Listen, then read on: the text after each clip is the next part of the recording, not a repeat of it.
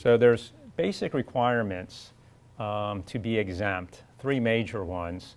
As I mentioned earlier, just paying someone on a salary basis isn't enough to qualify for a white-collar exemption. Number one, the person must be paid a certain salary level, okay? Currently, that salary level is $455 per week.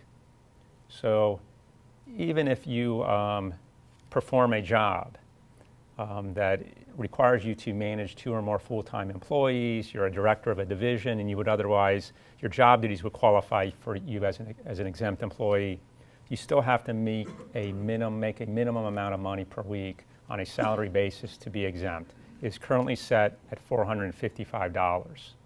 The new regulations that we're going to talk about more than doubles that threshold. So it's a significant change. In addition to that, you must be paid on a salary basis. And we're going to talk about what a salary basis means. And you have to perform certain specific duties to fall within one of these exemptions.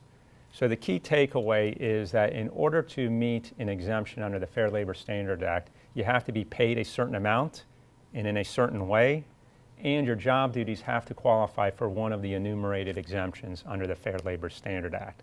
If you as an employer fail to comply with any one of those three requirements, the individual is not properly classified as exempt, and that could be problematic. So let me give you an example how it might come about through a misclassification. If I as an employer employed someone and I treated them as exempt, I thought they fell within one of the exemptions, and it turned out that I was wrong. I either didn't pay them $450 at least per week, or their job duties didn't fall within one of the exemptions.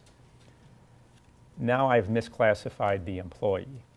If the employee worked overtime, I, as the employer, am now going to be liable for any amount of work that they performed over 40 a week. So you can see how this might get expensive. If I paid someone $20,000 a year and they worked 60 hours a week, what I would have to do then is figure out, I'd take the $20,000, figure out what that is per week, then I would take that amount divided by the 60 hours, and that would give me a regular rate of pay. That person then would be entitled to each week 20 hours of overtime at 1.5 times their hourly rate of pay. And then I would be obligated to double that pay, right, if it was a willful violation. So it could go back 2 years, I'd be paying 20 hours of overtime at time and a half that person's regular rate of pay for a 2-year period. Plus, if they brought a lawsuit, I'd have to pay their attorney their reasonable attorney's fees. Here's how the attorney fees works.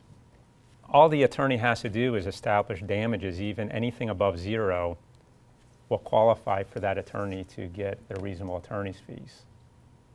So you can see it could be a very expensive mistake, especially if you have misclassified more than one worker.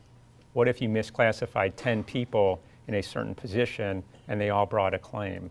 Then you have 10 individuals bringing a claim with the damages under that formula I just explained.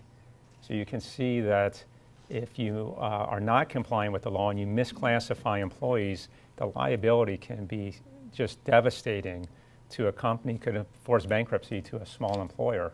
That's why it's just so essential that you get a firm grasp and understanding of these exemptions, and you are very prudent and thoughtful on how you classify individuals and make sure that you follow these rules.